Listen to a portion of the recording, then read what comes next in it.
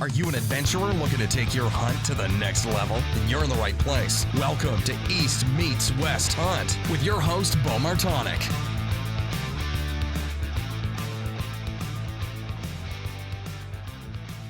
I'm joined back again with an old familiar face of the podcast, the Johnny Stewart at Johnny's camp, and then a new face to, at least to this podcast, and old Rendell Erik that I met just here, well, I guess about a week ago. Yeah, so, man. And awesome. now you're spending time at the camp here in Pennsylvania. I mean, yeah, I love it here. Blessed to be here. I'm sure you probably, being here just for, the Great American Outdoor Show, and then here now you're like, I'm just going to move from Iowa to Pennsylvania to hunt deer. Dude, I love it here. Is that how you're feeling? Oh, man, it's just like millions of acres I can roam on here. Way different than Iowa. Iowa, I'm driving 2-3 hours to hunt sometimes, and here it's just untapped wilderness back here. 15. I can't get 15 minutes away from like one spot because it's like you find all kind of sign right, anywhere, and there's good deer everywhere. Yeah, and it's funny because we were talking about it a little bit beforehand, but I was like, man, I'm getting to this point again where I've got too many spots, and I want to go here, I want to check this out, I want to do that, and and that's kind of the nature of it. It's just trying to figure that out and see what you want to do with it. And Johnny brought up a good point with that, which we can get into that in a little bit, but basically about just kind of categorizing your spots for the time of year and then splitting it up that way, because I definitely have places that are good late season, that are better early season, and then my rut spots that you just know those are going to be, pretty good for that. So. Then you factor in the wind and you're losing spots. Yeah. Oh, yeah, for sure. Divide them up, just keep chopping it up. Yeah. Everything could be overwhelming if you look at it as a whole. You just got to take one little chunk at a time, so just divide we'll get into that. Yeah, I got all my spots categorized by what wind I need to hunt them on, and that makes it easy for me to decide. And then I got them broken down by time of the year that I need to be there.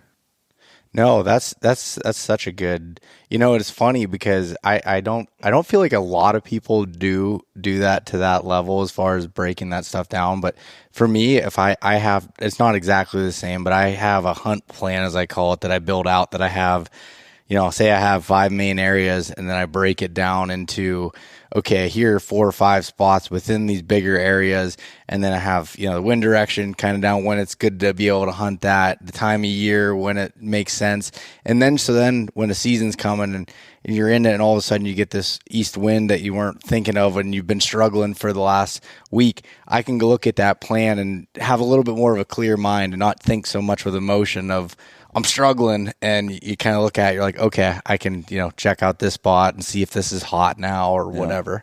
Yeah, I love an east wind. Kill wind's what I call it. You call it, why is that? Because a lot of the mature bucks don't really have a bed for that wind where I live at, because it's so uncommon. Mm-hmm. So it throws them off their game a lot where I'm at, and it kind of puts a chink in their armor. So they tend to bed on like a north wind bed on the east wind, and then that lets you slip in there close to them. Interesting. I like that. I like that thought process. I like when people think of things just like that normally people would look at as a detriment, and it's like, no, that's an advantage. Yeah, for sure. Or like windy days.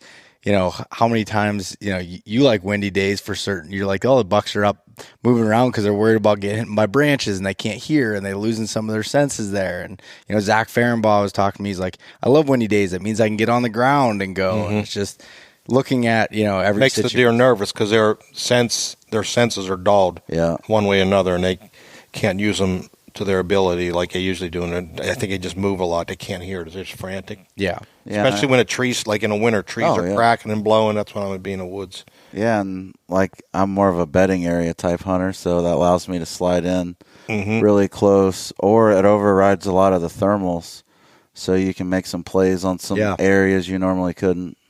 And your scent don't lay in an area. It just gets blows it all around. Yeah, no, that's exactly right. And it's funny because, when you talked about the thermals and the wind, it's so hard to know exactly what mile per hour wind is going to overtake them unless you learn an area specifically, because I had a listener ask me, he's like, what mile per hour wind does it take to overrun thermals? I'm like, well, it depends on the elevation. That depends on the temperature of the water. What? Oh, I was laughing. I was telling him a story about the Spartan Forge cyber AI thing I was trying out. Oh, okay. I put that exact question in there when Bill told me to try it out. Did you really? Yeah, I did. Did it give you an answer? Not really. I don't think Bill liked my grade, but He said a C. It did have a lot of good info, and it talked about. I was surprised the information that it did give me. Yeah. No, the thing is impressive. But the thing is, like a question like that, I don't even know if there is a solid answer for. No, it broke it down and told me all the wind speeds, when the thermals arise. It went really in depth. Like I was really impressed with it. Because I was kind of messing with Bill with my grade. Because I was like, holy, dude, I was like, man, I can't believe it. Like it broke everything down, like the thermals versus the wind and terrain types and when thermals are doing what. So I was like really impressed by that. Yeah. And for anybody that's listening, I don't know if that, I mean, it was supposed to be out by the time this goes out, but as with anything, it might. He said maybe 4 weeks, so 6 weeks. Sorry, so Bill. 8 weeks. No. It doesn't matter. We can tease about it. I mean, he was showing it at the outdoor show. Yeah. But, the Cyber Scout from Spartan Forge. But I won't talk a whole lot more about that on here yet. But I wanted to, before we get too far into deer hunting, because I know we're going to go down some rabbit holes there. Rendell, I just want to give you, if you'd mind giving a brief background on who you are and what makes you tick. So my name's Rendell Erik. I live in Iowa. My dad was a Marine, so I lived all over the South and some other states growing up. I wasn't raised as a hunter. My dad was a fisherman. I taught myself how to hunt, taught myself how to shoot a bow, and I started like whitetail hunting in my early 20s, just ate up with it. Moved all the way to Iowa because I just wanted to hunt, man. Just love it. I didn't care about anything. Have you shot any good buck? Oh, yeah, I've shot a bunch of really big bucks. Nice. That's what I don't want to gloat. I don't want to seem like I got. Well, that's what I wanted to hear. Johnny. Yeah, I shot a bunch of bunch of big bucks. Hey, some things are just facts, Rendell. That's not. Yeah, I've shot a lot of public land booners. A lot of here it is public land too. Booners. That's pretty serious. We don't got any. There's not too many people that can say. I'm just taking my headset off. I'm going to go drink beer over here by myself. Sulk. I'm going to sit by the fire and sulk with my beer. You can talk to Rendell. I don't think I've ever heard anybody say, I've shot a lot of public land booners. Yeah. It's one thing. I shot a lot of public land bucks. And that's awesome. Yeah, I've been blessed for sure. I hunt really unique style of hunting. Like I said, I didn't know any better. I just taught myself how to hunt. Yeah. I kind of got down the rabbit hole of like all the big TV stuff and DVDs, and I found out I don't know, you just can't compete with that. It's not, in my opinion, it's not realistic. Yeah. Like for the everyday hunter. That's kind of like when I grew up. I read every magazine article, and then I found in my we're talking 25 years ago, and it's like even longer, 30. And it took me the wrong direction. It wasn't practical for where I hunted. So the same as Rendell, was self-taught, like my teens up in through my 20s. I guess maybe my teacher was the deer, just follow them and learning. So just hunting, man. And then you having your own mind or your own, way that you live in your life, you have your own take on what the deer are teaching you. Yeah. Where you might be like this a little bit, and I see it this way. But a lot of guys are like that. They have their own take on how they see things, but they all come together if they're good killers like this. You know what I mean? We all got things in common. Yeah. It's kind of interesting because I'm like, man, I think a lot like that guy does or this guy. Yeah. And there might be a few things different, but there's a lot of things that are always like in common, which is pretty interesting. But I think it helped me out because I'm just open-minded. Like I'm not, you got to do it this way or that way. Yeah. And I didn't have that tradition in the hunting family. Like, your dad's like, this is the way we hunt. This is the way you got to do it. Man, I was just out there, dude. I didn't even know what the heck I was doing. And what I say is like, if you got a lot of experience, that means you made a lot of mistakes to get there. And once you learned from them, and that's where I was. I still do things wrong, Yeah, failure is your best teacher. Yeah. Like if the moment you think you know everything, you might as well hang it up, man. Yeah. I'm always learning. I'm reading books, listening to podcasts, watching whatever, talking to guys like Johnny, scout. I like to scout with people because I'm watching, and I'm not even scouting. Like, I'll just watch what he's doing and talk to him and see how he's reading the woods and stuff. And then I kind of do the same thing, and I could just compare notes. Like, oh, like today he missed a couple things. What? I'm just giving him crap. I just wanted a new guy. Well, I left little tidbits along, little crumbs for him to pick up. Little breadcrumbs. Yeah. So they can feel better. I was testing him. Some little saltines. You're like, this guy from Iowa, I got to help him out. I'm going to see if he sees this buck bed over here. And he just kept his mouth shut. I said, he didn't see it. Oh, I was laying right in it. Bedtime stories. Bedtime stories. But it's nice going with, like, Rendell. Like, we drove on a couple different mountains, and then, I just dumb it down on drainages and this and that. And he's like me. He's aware of situational awareness. Like, he knows where he's at. Yeah. And he's like, I think we get along. We're a lot, I don't know if it's simple, dumb it down and look at the basics. And this is really, you got a lot going on in between to blur your vision. But, like, I got a couple of drains, just runs this, here's a point, and he's right with me on, like, where are we? Like, I could tell he's like, he would be the same here as me or you, like, if he hunted here. He's knowledgeable about his surroundings and what deer need and terrain and where he's at. And it's, it's nice to be around people that are similar like that can, and then help you along the ways where he has a little, I'd be here, like he said today, as we saw a spot. He said, I'd probably, I kind of explained where this deer in the early season was hanging and telling him, yeah. He's like, oh, yeah. And it's not like he gave me his opinion, not just like, John, you know it all, which is, I do know a lot about the area, and I always said that anybody, like I took my girlfriend hunting one time, and I said, where do you want to hunt? She looked at me like, what do you mean? I said, you want to hunt up on a hill or down by the creek? Like, people like, you're the big deer hunter. I said, I don't know, maybe the deer will be thirsty, needs a drink of water. Maybe that's where you think, oh, man, I can go for a while. I would be down there by the creek, and I'm worrying about thermals and bullshit up on a hill, and she's down there shooting a deer, you know what I mean? It's like the guy that rolls out in the rut on a bucket and kills a 2-hundo. Yeah. Like, doesn't even think about it, man. That's where I think we overcomplicate it way too much. That's another thing we talked about. It's great to talk to people in season, like how we talk to each other, your dad, and different guys that are all in the grind and learning and scouting, and you just overthink things. And hey, look at my map here. Look at the app. You should be right there. What about and I do it with Jason sometimes. What about you're thinking too much, man? Just where the deer's at. Just get in there. Just go hunt.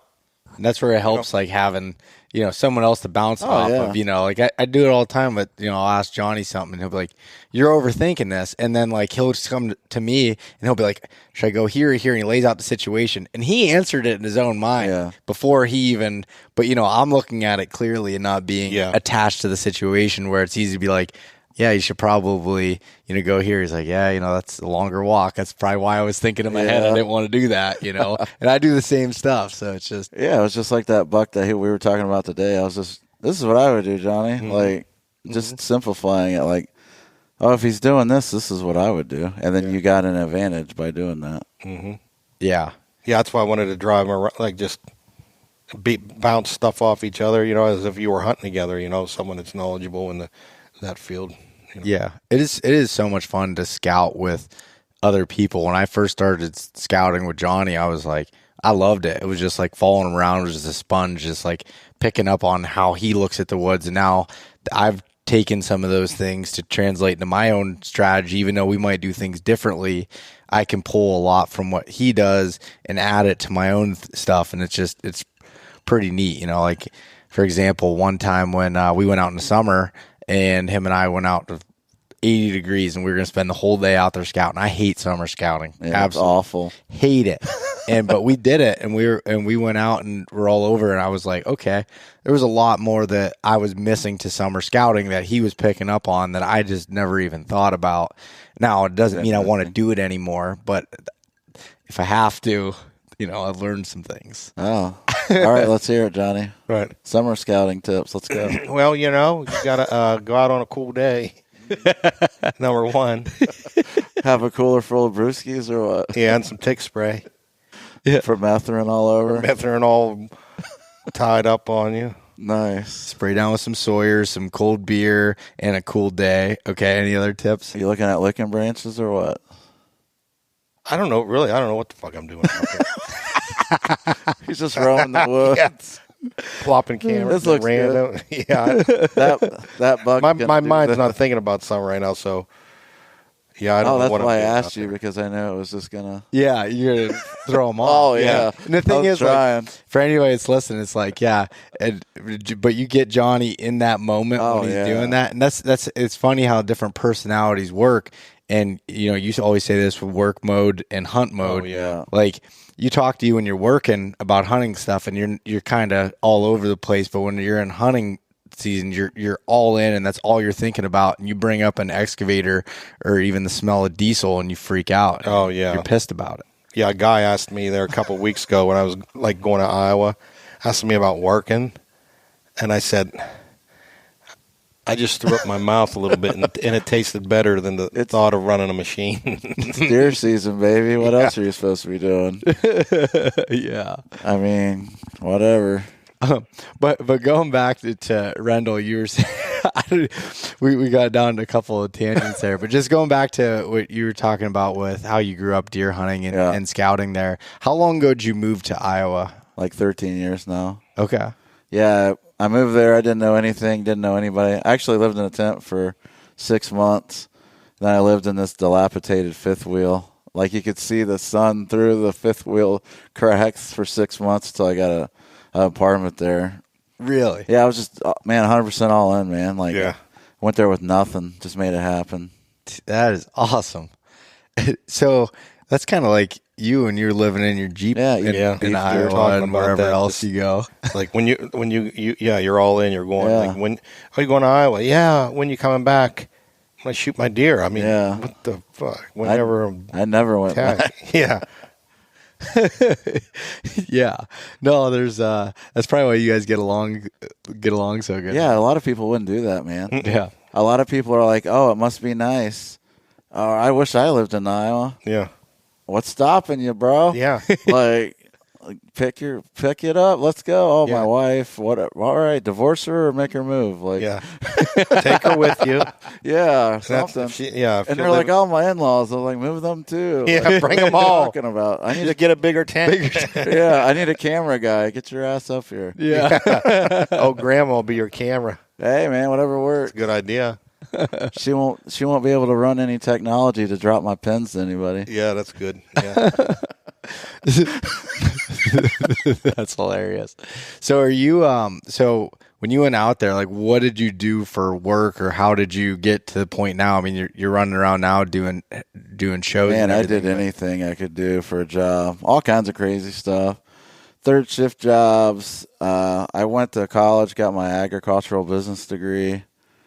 Did some of that. I owned my own landscaping company for a while.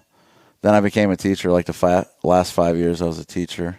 And then I broke out of that. Now I'm a manager for Osio Gear Camouflage. Awesome.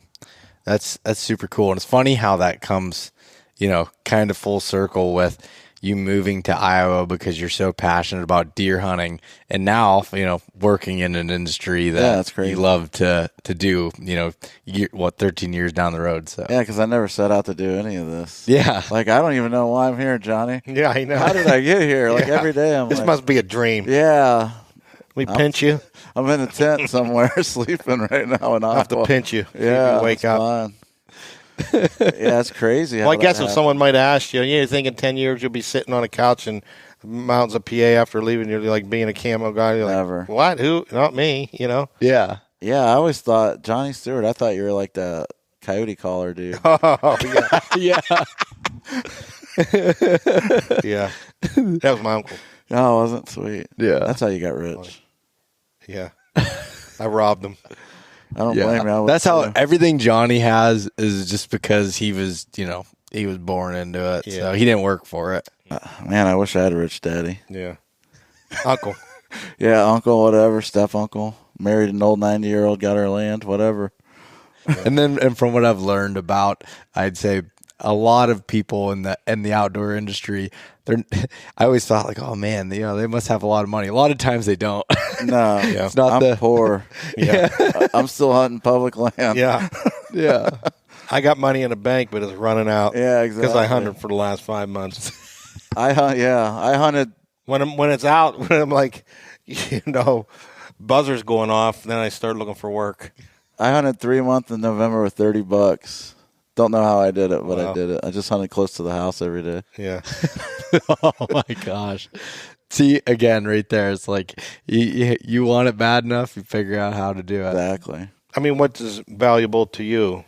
Money isn't, to me, I don't know. Yeah, you have to have money, but it can control you. And like, you can live for money, but then what does that buy you? If you just, It's always what's like, it get you, really? if you have a lot of money, you have no time.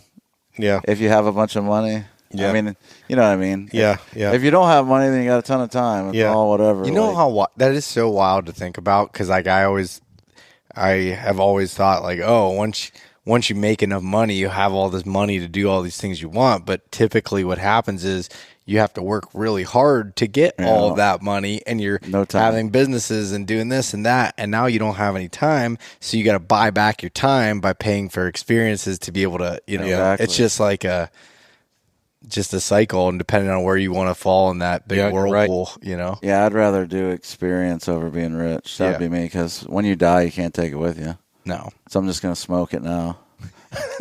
Yeah.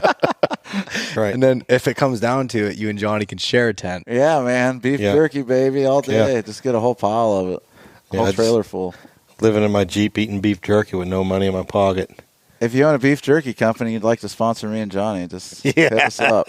Hey, there a lot of the shows, Jack Links has been Hey, there. Maybe baby. we can get, you guys be the poster child for Jack Links. Yeah, we can make it happen. I got a good commercial. Well, Rendell is the Sasquatch, and I'll be down there trying to get my deer, and he come roar, like throw me out of the way. My deer. That'd be awesome. And I'd be fighting him I do think like the bear. I do think it was funny when I saw that photo of you two when you were hunting in Iowa together, because Rendell, you're so tall, and Johnny, you're not so tall. Yeah. I'm not short, just not so Yeah, tall. they made me stand on the downhill side. Yeah. Trying to get a little height on him. That would be tough to do. He uses one stick, And he just goes. and he's 12 feet. Pretty much. How tall are you? 6? I'm like 6'7". Okay, that's 6'7", 6'8". I used to be taller, but you know how you get older. yeah. You do a bunch of dumb crap. And I didn't know they stack shit that high. Yeah, I didn't know either, man. I had to run some rebar through me to keep it from falling over. Oh my gosh. Had to get in the heat to harden the outside. It's Yeah. like that cow shit, where it's hard on the outside but still soft in the middle. Yeah. That's me. Oh, that's funny. And then how did you two get to meet each other? Man, Just following each other on Instagram. yeah. And then I'm friends with Garrett Prawl, Yeah. and he always talks about you. Yeah, and then having the same friend circle and stuff. Yeah, we met in Michigan. Up Yeah, at that Kalamazoo show. deal. That Had place a couple was a beers. dump. Yeah, that was a dump. Yeah, that was bad. I'll be going back this year. Yeah, I me don't too, baby. You'll be there this year. Yeah. Dump. I will be there. It is a dump. Yeah, then and then I got pulled an Iowa tag. I said, "Hey, I'm coming out your way," and he come down and hunted with me a day. There was a big snowstorm coming. Yeah. He come before the snowstorm, hunted. He ran to one of my spots because he was a couple hours north. And you know me, I'm like, go hunt one of my spots. I don't care. Yeah. Let's just hunt. Let's just hunt. And he seen a decent buck, and he headed home before the storm. Yeah, I had a 190 show up. Yeah, it So I wasn't. was gone. Oh, back home. Oh, back home, yeah. Yeah, I was out. I'm like, sorry, dude. Peace. Yeah, I loved hanging out with you, but I love this deer a little more. Yeah, dude, that thing was a monster. he was dude. huge. Really. Yeah, man. I got the deer camp vibes going on right now, though. Yeah.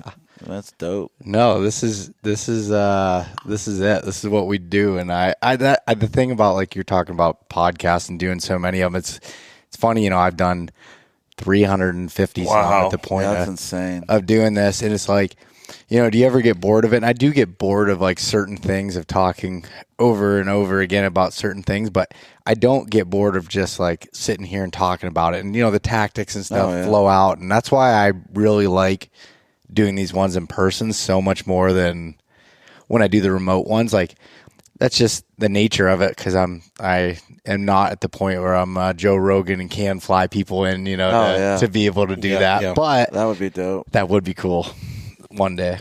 But at the same time, it's just like I love talking just with like-minded people and just hanging out, and it's so much fun. Did you have any? I mean, I know you said that you didn't grow up in a hunting family, but did you ever have like a deer camp atmosphere anywhere, Rendell? Never, man. I went on like 5 deer camps this year just because that's all. That was my goal, man. I just wanted to hit these deer camps because it's like a lost art. They're dying out like all over the country. So I went to like 5 of them this year and had a blast. What were they like? Like, as far, define it or. Yeah, I mean, it's almost.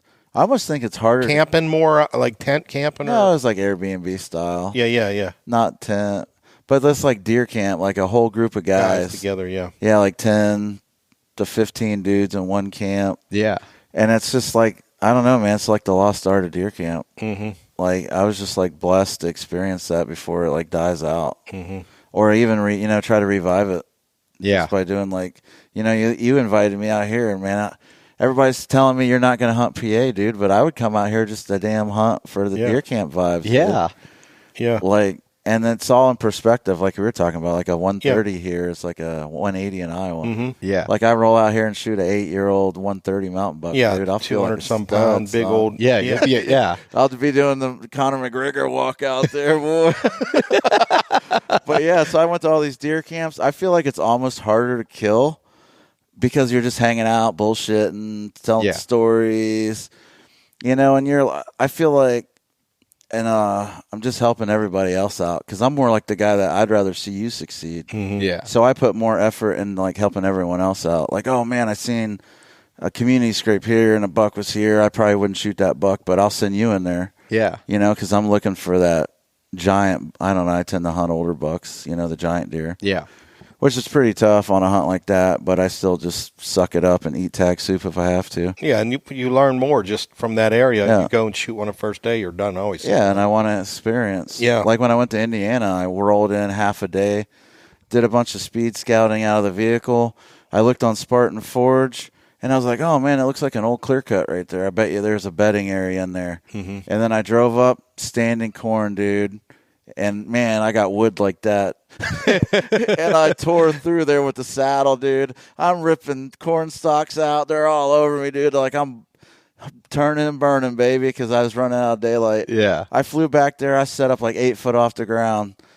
And I had a buck come out 20 minutes, man. He rolled up like 10 yards. And I'm full draw on him, just watching him. And I was like, yeah, I got you, baby. And then he wasn't big enough, so I just let him go. Like I felt like checkmate. Yeah, you want. So even though I didn't kill him and have the grip and grins and all that stuff, like I still won that battle. But like he said, dude, it was more like an Iowa setup. It was, on ag, more flatter ground. I wanted to go out in the national forest, dude. And I was climbing drainages for 2 hours, dude, every morning, hitting all these saddles and drains. Dude, I had a blast, man. I was hunting these rock bluffs on the lake. It was awesome, dude. So even though I could have killed, man, I just had the experience, and that's what I love as I'm getting older. Yeah, different areas and shit. Like I already killed a bunch of big bucks, whatever. Even, that's not everything. Yeah. Like I just want to experience stuff, travel, new terrain. It's like a test to me. Like, oh, I rolled in Indiana, different terrain. Mm-hmm. Boom. Definitely. And then the last day, I was on this mega mass buck. He rolled in. I was just out of range. So I was like, oh, I'm good with that. I ate tack soup, but it was awesome, dude. I loved it. Yeah, and I just listened, actually. It was Michael Waddell talking on a podcast. I don't remember. I actually listened to him on both the Hunter podcast and Cameron Haynes' podcast. Sweet. And he was talking, I don't remember which one he said it on, but he said, there's, you'll have the guys that are out there and they will kill the biggest bucks out there, but they've become so focused on that thing and not experiencing it with anybody. It's like, they're sitting there by themselves with a cigar and bourbon, looking at their dusty bucks that are up on the wall, versus being able to have some experiences with people and talk about it and cut up with everybody and have that kind of experience. And I want all of it. Dude, I want it all, baby. I want it all. Like, man, I got to meet a lot of great dudes and made a lot of great friendships. Even people I was kind of like, and then you meet them and you're like, oh, okay, well, this is awesome, dude.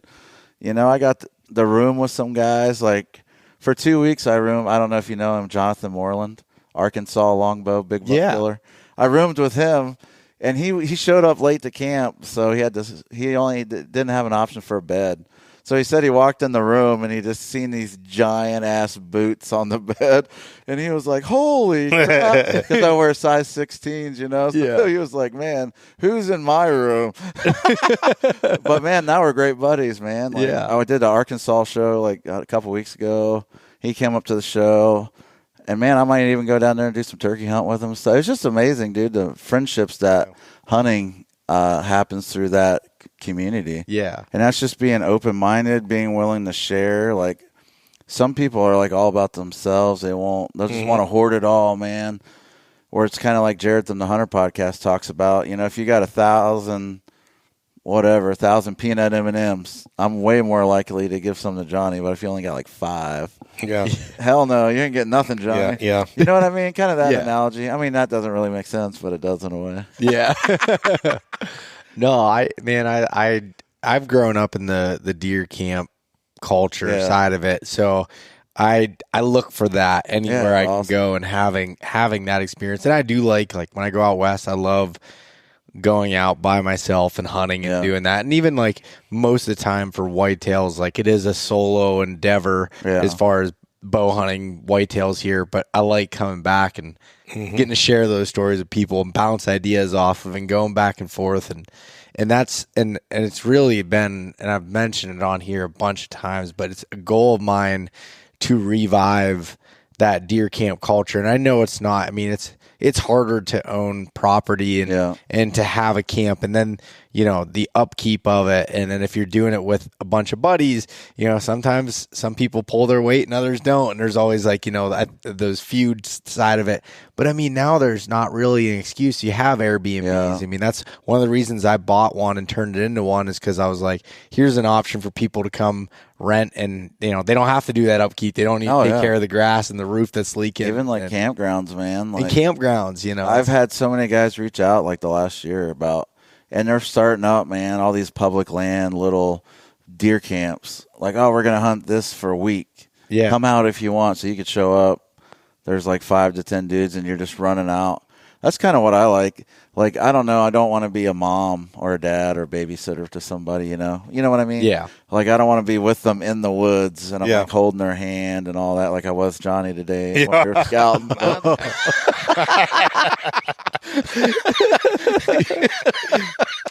I could see it. Yeah. I was like carrying my dad. He's 6'7" and I'm 5 foot. Yeah, we were going through that. Come on, son.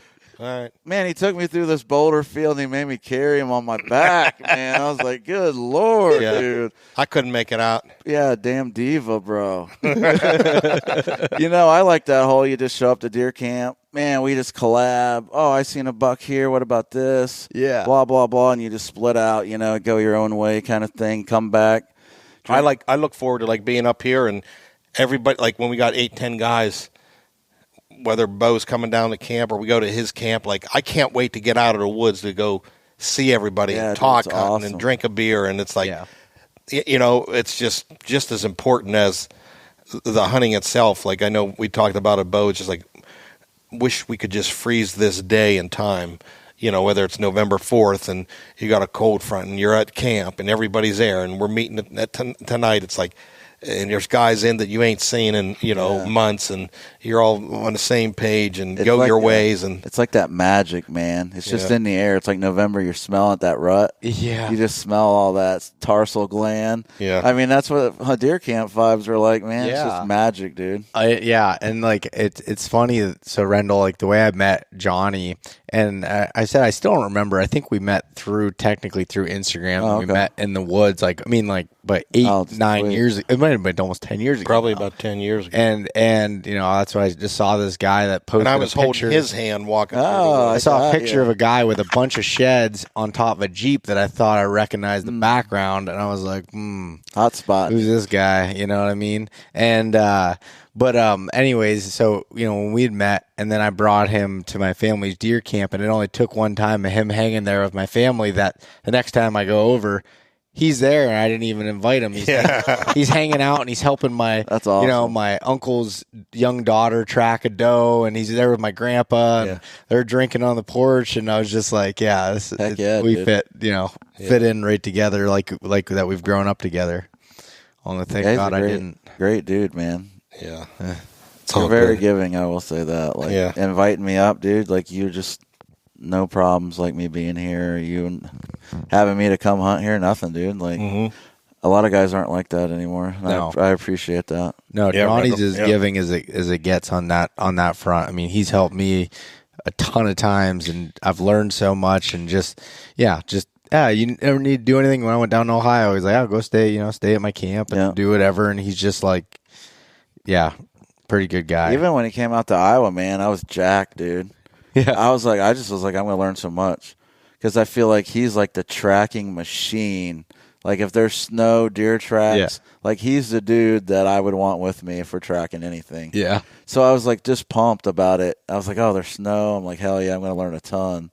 And he was right, man. He's like, oh, that buck will be doing this and that. And then I roll up right in there, and I'm like, oh, there they are. You know what I mean? Yeah. Like, no, it was cool. You just got to be careful, though, giving him too many compliments. The problem is that doorway is only so wide, and his head's got to fit through it. Oh, shit. Yeah. He's too tiny for that. He'll be all right. He's like a micro machine. A micro machine. I can imagine that you'd be able to, with your stride, cover some serious ground, Rendell. Oh, dude, I was going so slow, man. And I was You got a bum knee. I don't know if you mentioned it. Yeah, I sprained my knee at the show in Harrisburg. Oh, you did that at the show? Yeah, and I pounded through 9 days of the show with a sprained knee. I only sat down I don't even know, 30 minutes at the show all week. And then now I'm up here climbing damn mountains around with the mountains. Johnny. Well, yeah. Carrying him through boulder fields. He had texted me, I think it was last night. He's like, hey, Rendell's coming up in the morning. I don't know if we're going to hike around much. Rendell's got a bum knee. And then I find out you guys went out in the woods, and he took you up over a hill and through some boulder fields and everything else. It's not bad. I mean, it was a little but It was a little dicier than I remembered it. It was kind of wet. Some ditches and some boulders and shit. Yeah, some big ass rocks. Yeah. I kept up, man. I'm tough, dude. Yeah. Like, I'm just that guy. Like, man, I just don't want to be a pussy, I'm just gonna go through it and just deal with it. Yeah. No, so what did you pick up on today, or what did you think about? Like, have you hunted areas that look similar to this, or? Yeah, my grandparents had a farm in West Virginia. Okay. It's just out in the middle of nowhere. It's kind of by Winchester, Virginia. If you drove west into West Virginia. Yep. So I'm kind of running around. I didn't hunt there, but just running through the mountains and stuff. I'm kind of I don't know. I'm just familiar with it. Yeah. Even some places in Iowa, kind of like that. Yeah. And I've been in Ohio quite a bit. Yeah. So, I mean, to me, it didn't seem like mountains at all. I was thinking something different. Mm-hmm. But he even said it was more kind of flat. So this area is kind of gradual. I wasn't really surprised, and I thought actually where I hunted in Indiana was way steeper than here. Man, that was tough, and it was way thicker in Indiana too. Well, the thing about Pennsylvania specifically, and it's like that with a lot of states, but you can go 10 miles one direction, and all of a sudden it's straight up and down and super steep, and then you go 10 miles this way and it's pretty flat and gradual, and then you go here and it's kind of a mixture and more hill country, and it's just there's such a variety of terrain and landscape that it's what I really learned cool. was just mostly about plant types. Yeah. What the deer are feeding on, what they're doing. Forestry practices, I had no clue about. I still thought they were doing clear cuts. I'm an idiot. Guess not. Oh, you mean as far as doing the I thought they were select cuts, select cuts. And then he explained a lot of stuff into that. I don't know if he wants me to give away any secrets, but we'll keep it under the hat. Yeah, so Beau has Kenny on a lot. Yeah, our buddy that which is title, Forster, and Yeah. So, I mean, what he was saying, I was watching it, and it made a lot of sense, what the deer were doing in relation to that. Yeah. And then, like, bedding stuff, I kind of, I was like, oh, okay, that makes sense. Like, hill country, mountain stuff, kind of already knew what the deer kind of be bedded in. Yeah. But just the, like, vegetation types and the forestry practices I really learned, picked up on. Yeah. Like, oh, yeah. Yeah, and that helps, like, knowing Kenny and understanding that stuff to plan for the future. When you see them doing something, okay, I know what's going on here. I know what's coming next. Yeah, what really blew me away, no oak trees, man. Yeah. What the hell? That's wild. And again, that depends on the area, too. Yeah. It's just like there's areas that are full of oak trees, and there's areas that just don't have any. And I typically, I'd say it all the time, but I like areas that have no oak trees for the rut because historical sign is repeatable because it's browse. Yeah. So you're not worried about, okay, it's a mass crop this year, but not the next year. And they're migrating to different, they're going to be doing the same thing. It's almost like crop rotation in Iowa. Yeah. I'll have a giant on corn, and then the next year it'll be beans, and he won't be there because they just don't. Beans are already done before Iowa even opens. Mm-hmm. Yeah. And you lose that horizontal cover, so that makes a lot of sense. Yeah, that's so. Like we were talking earlier about like I have areas for early season and late season that have a lot of oaks or what I try to find for those times of the year. But the rut, most of the time I'm not in areas with oaks. Not that I won't be. If there's a buck I want to hunt, then I'm going to figure it out. Yeah. But like my most perfect scenario would be like finding that kind of food early, but during the rut, finding those areas that don't have that. That might be a bunch of clear cuts and browse and briars and young trees that are growing up mixed with some old growth, and then just kind of breaking that up my spots depending on the time of year. And that's the one thing I do hate when I get obsessed with a specific deer, because there's certain times of the year that I just struggle with figuring it out. It's just tough. Like I don't know what this deer's doing now. Yeah, usually on a Pacific deer early, then once it gets loosey goosey towards the rut, I just bail, just go hunt. Yeah, then maybe circle back late season, but by that time they're usually out of they're in their winter range, and it's probably usually in Iowa. It's not even on public, so it's like you just got to go find. It's like 3 phases. I'm looking for new deer, so it's like I'm constantly just going, and like that's where you're in season scouting and stuff, or historical data, like leaving your cameras out all season, and then noticing that like, oh, this buck showed up, that 190, he showed up 2 years in a row, only late season, never any other time. So I was like, there's no point of even messing with that deer because he's not going to be there. Yeah. So you might as well go whatever instead of obsessing on that buck. But late season rolls around and you still got a tag, then you need to get on that one and dump off the other ones you were worried about. Yeah. I mean, you remember when that buck I was hunting a couple years ago that I had no idea where he was early on. And I told you, I was like, it's my goal to figure out where he is early. And you're like, why? You're like, just, what he's doing later. And the problem was I was going to West Virginia the week that he would show up. I was like trying to figure him out before that. And I just, and as Johnny told me after he got killed by somebody else in gun season, he's like, yeah, Beau, like I believe in you. And I believe you weren't going to kill that deer. I was like, oh, thanks, buddy. That's probably true. I appreciate that. I remember when I first met Beau, he was hunting that big deer. Hercules. Oh man, naming deer too. Yeah, good I haven't Lord. named a deer since Hercules. What was he, 6'8", somewhere in that range? Oh, me too. And he was telling me he was so obsessed or so focused on this deer, and he would show me kind of where he was living, and there was no mast and no terrain. Yeah, it was a flatter area, swampy and vast, and like where he gets them. I just feel like he was so nomadic and could lay anywhere in that area. And I was listening to him. I'm like behind him, 110%. But then I walk away. I'm like he's not. Hey, I did shoot him once. I hit him in the brisket. Yeah, the first year before. Once I knew more, I knew nothing really. I got you. But and I'll never forget. Like I'm like, chances are he's never going to see that deer. It's like, but I'm like, Man, what a great buddy. No, but I was supporting him the whole way. He never told me this until after. But it's like one of those deer. Sometimes once you learn a deer, this thing's hard to kill. Oh man, or some of them are like they're like, oh, I got this guy down pattern. I need to go after him. And like it was one of those deer that were old and wise, and he lived nomadically, and he was in a place that was hard to kill. And my man Beau he gave it all, But yeah, man, you can learn a lot from those bucks. Though. Yeah, you do, and and that's another thing where you say at the end of the season, you got to tag, but you've gained so much intel from him, and you can use it down the road. And on a lot another more deer. anxiety. Yeah, this year I hunted what I believe is his grandson. Oh, sweet. That has the same frame and everything, and this deer isn't as big as he was. Hercules was about 170 at his biggest point, and probably 160 when I shot him. But that deer had I learned enough about him to know that I probably shouldn't have hunted this other deer this year so hard because it was all. But but one thing I did learn and why I did hunt him this year was there was a black cherry crop. Which when there's black cherry crops, he was around in early October, and I was like, okay, now that was something I learned too late. By the time I checked those cameras, it was too late. But this year, the buck that I was hunting, I was out of state at the time when he was showing up, and I had I put a cell camera in the area. It doesn't get cell service, but the Exodus rivals are AT&T, and that just gets enough service in this one spot on the one scrape.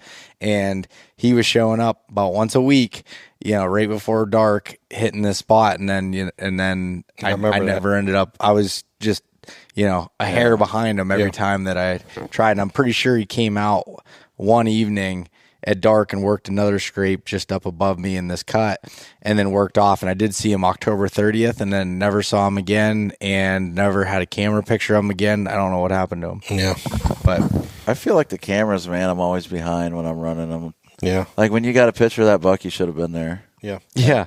Well, this year, mid-October, I'm like, fuck these cameras. I'm pulling them all. I'm hunting. I know it's here, and I hadn't as we can maybe dive into is like.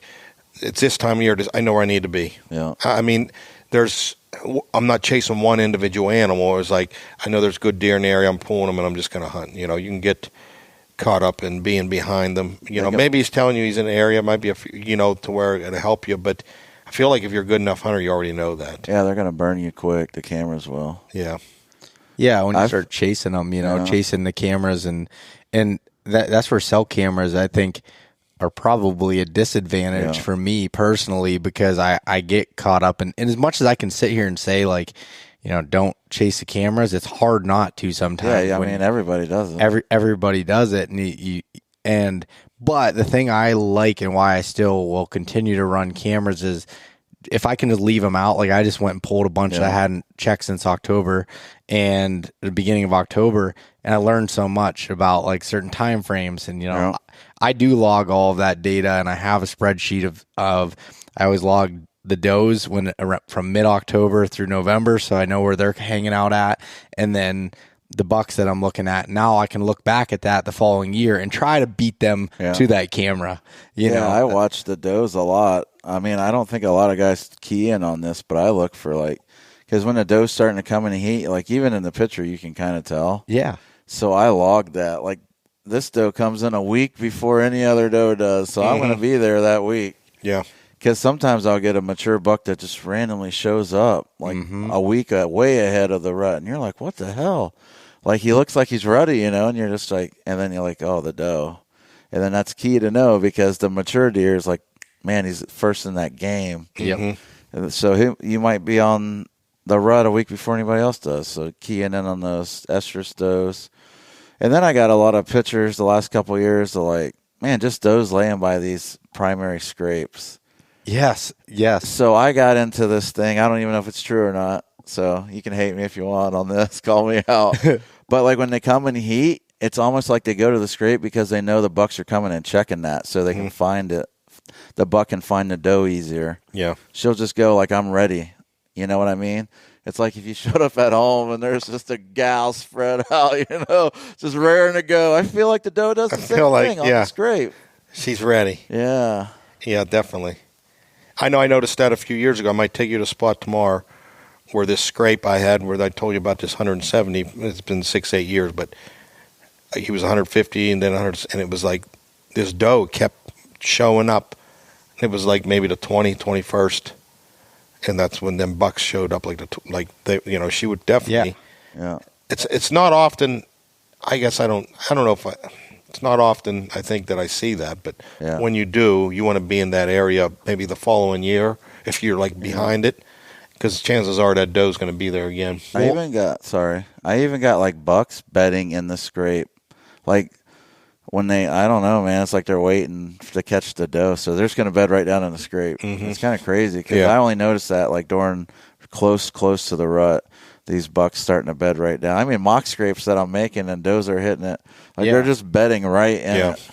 Well, and I know, so anyone listening to this has heard me say this before, but my biggest thing, like the one thing that I do believe that cell cameras do help with this is, or just even if you had them out, but learning that is, if I see a doe in the middle of the night lay down next to a scrape or in the scrape, that next day is going to be wild. Oh yeah, like that's just like you said. I think they're just like, I'm ready here, boys. I'm at the local watering hole. Like I'm waiting for 2 a.m. to go home. So let's get it. Let's do this. And I think that is like is such an underutilized tool, just being able to look at that. And that's what I mean about even looking at the logging the pictures or at least remembering, or however you do best with being able to keep track of that stuff. Johnny keeps it in his head where I need to have it written down, or otherwise I forget. Yeah, you'll forget. So I need to know where those spots are. So when it's like, okay,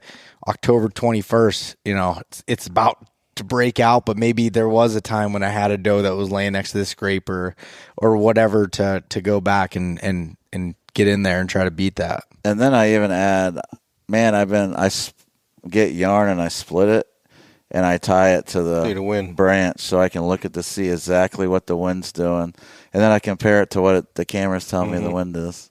Or like if I look up the weather app, I'm like, it's a north wind, but the yarn's telling me it's doing this. Mm-hmm. So the wind's only like 3 mile an hour. I'll say, okay, the thermals are doing this right there. Mm. So I'm learning the spot without even being there, so I don't have to wind map it in person. So that's a really good tool to be able to use. I like the idea of the yarn. So I heard of people using like different colored things and stuff to hang, and I was always worried about people then seeing the set. But one thing that I was doing, but it takes a little bit more wind to make it actually work, is taking orange ribbon, because they use that for forestry. And it's just like, makes sense. Tying that around a branch, because it's like you can see it, but the thing is, it takes a little bit more wind than something like you're saying about fraying a piece of yarn. If you cut that and made it a lot skinnier, it'd take a lot less wind to move that.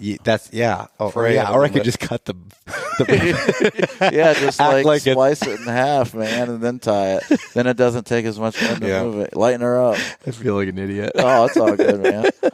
That's what Troy Pottinger does that. I know. I talked to him about. Out there, I think he has some type of tree. That's the mod. What's it called? Old Man's Beard. Yeah, and he sees it in this picture and stuff. Yeah. I said, Troy, I ain't got it out here. Just get some yarn. Dude. No, he should just send us a bunch of it. Old Man's Beard. Yeah. Troy, send us some Old Man's Beard. Yeah. Exactly. And a big buck. Yeah, and a couple big One bucks. of your big bucks. Yeah. And then 170s. Ship it, FedEx. Yeah, I mean, that would be nice. The thing that I noticed you absolutely do not want to do with the cell cam, and I'm telling this from experience, and this sounds dumb, but going in season scout, man, just mega hot sign, dude, monster scrape, rubs everywhere. Let's put the damn camera up and see how big this deer is. Just hunt it. And then he comes in there next morning, just huge monster buck, and guess what? He smelled your ass. Time is now. Never get pictures of him ever again. So instead of doing that, you should sit that damn spot. And then if nothing shows up, put the damn camera up there. Yeah. Take the camera with you while you're sitting. Exactly. Yeah. Do not hang the camera first. Don't Just rely hunt on it. that camera. Yeah. You got that hot ass sign. It's true, man. I did it. I did that this year. Yes. I did it. That's why I'm like, yeah, I'm an idiot. But I'm I helping remember everybody out. I was like, I'm like, this scrape is giant. And I probably even sent a picture of Johnny. Yeah. I'm like, oh my I'm god. gonna put a camera on it. See I'm like, what's there. I'm gonna put a Johnny's camera, laughing like, and what and the I thought, hell? I'm like, well, I've been here already, so I already left my scent behind. Yeah. So I'm gonna go down over this hill where I haven't been. God. I'm gonna sit there, and then right at dark as I'm coming back up over the hill, you know, Yeah. he was right outside the scrape, and I'm like, you gotta be Because kidding me. you could have killed him right when he smelled you. Yeah. Yeah, exactly. Oh, Just sit the damn spot. you know, hindsight's 20/20, but you're just Yeah. like, that was so. We're you know, dumb. overcomplicating it. We need was to obvious. just go back to simple hunting. Yep. If it makes sense in your head, this is what I mean. It's not rocket science, you know. It's like okay, early bed to food, and you got to kill them somewhere in between. You know what I mean? If you Yeah. see the sign, set the sign. You could, like up in this area, you could really you can get overwhelmed with all the area, but let's concentrate it down to where, you know, he has to be feeding some type of thermal cover or terrain. Like he needs all of that. And I always say that a big mature deer, the big fat ass, is so efficient. He has everything right there. Yeah. And when I was taking Rendell around, I said he's up here at night, running, but he's right. And when I found this spot in the summer and in the fall, I said he's here. Yeah. You know, and where's the easiest place for him to lay, have water? Them couple of spots I said were the springs. Summertime, you got water. Thermals fall, he goes up. All the food's up around here. He's right here. You know, and the deer, it'll be on my channel this year, that YouTube we're going to put out, where I didn't have no picture of that big wide one, how he moved down the hollow. And I'm like describing, we've come up the stream, you know, hour before dark. I said we need the thermals to pull down to the creek, and he's here. Like I'm describing where he's at, and I have my closest camera is 500 yards away. Yeah. You know, but I'm just like speculating or drawing conclusions. And so like we went up the stream, up the hill, and the whole time on camera, I'm like, he's laying right up there. Like I have no clue. I had no camera. And I never even stepped. I was earlier in the summer. I hate that. And I put that in the back of my brain, you know, like I feel like that's some dead logs and some saplings and this and that. And it wasn't cut there. And so, and we got set up, and, you know, the thermals we're going down the hill for sure, but for some reason I kept dropping in floaters the whole time I'm in a tree, and I'm like, yeah. And out on the hillside where I thought he'd be coming from, we heard a cough, and, you know, I didn't hear it because I can't hear worth a shit. And he said, I heard a deer cough. And usually them big deer, most of the time when I hear a deer cough, it's a big, I don't know why. I agree. Yeah. So then he's dropping floaters and went right to him, and 10 seconds, and he went up just random. You know, as much as you know the thermals are falling, who knows? Just went to him and he ran. But like in that situation, and if you go across the hollow or up the hollow, there's vast hunks of land. Like, I mean, this deer could literally, and I do sometimes get caught up in being like, this deer could be anywhere.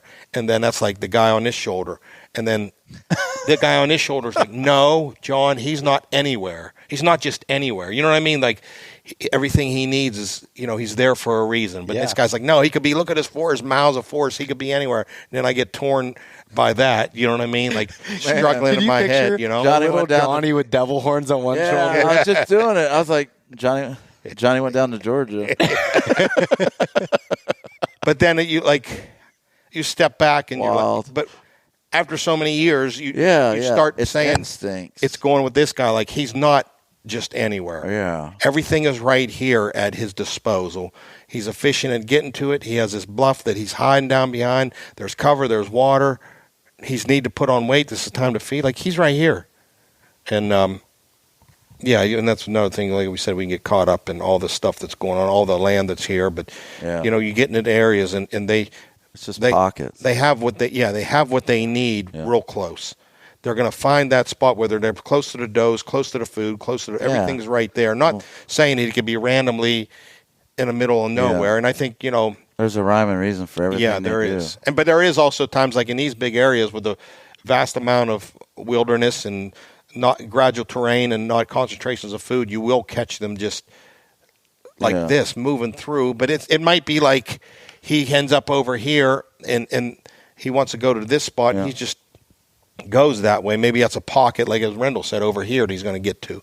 And then he's maybe at this pocket. Then, how he's getting to them different areas you might not know. And he might be browsing along the way and maybe checking a random, I've seen doe down in here. But it's in pockets or the area that has everything right there. And he's in the like what I found this year, he was right in the mix of everything he had at his disposal. Then once I bumped him, and the next day I tried setting up before light. I think I bumped him. I heard a snort, and I was like I dropped cameras for days. I never seen a hide or hair of them since. Yeah, so. Some of those big old bucks are flighty, man. You got one chance, and then they're toast. Yeah. And then, like he was saying, I don't know, they're just kind of lazy. Like, the older you get, you're right, the more efficient. Like, I'm going to, even like the cabin, you pick your way through it. Yeah. I'm not going to go out of my way to swing around all this crap. I'm going to go this way. But like he was saying, on the mature deer, I think if you're going to hunt mature deer, you need to scout for mature deer, and that's all you focus on. Get all the other deer out of your head. Yeah. I don't give a damn if I see does, young bucks, nothing. I don't even want to see them. If I'm seeing them, I'm probably not hunting in the right spot. Because it's like a grandpa, everybody's up here having a hoot. He's by himself. And he's in the basement watching football in a rocker, sleeping. Watching Fox News, bitching about things. And when I get – and I scouted so many beds over the last, I don't even know, many years, just learning beds. That's all I look for postseason. I just go look at bedding areas. And you got to dictate. It's the bed where you look at it and you're just like, this is impossible. You got that bed. That's the one you need to focus on. That's probably where he's going to be. When he was driving me around today, he took me by like a couple of bucks he was talking about, and I was like, holy shit, man. Like, I don't even want to hunt here because there ain't no way you're killing this deer, dude. Yeah. Like, with the wind, like he said, that one busted him. Like, they move so efficient with the wind.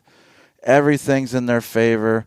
It's just like you got to have that one chink in the armor, and it might be that's it. You got one day where you have that, like the east wind. I might get one day I got that east wind. You got to make it count. Or, you get a high pressure and it changes the thermals, or some kind of storm system comes in and it's doing a little different with the thermals, and there's a chink right there. I mean, you need to be in the woods that day ready to strike. Mm-hmm.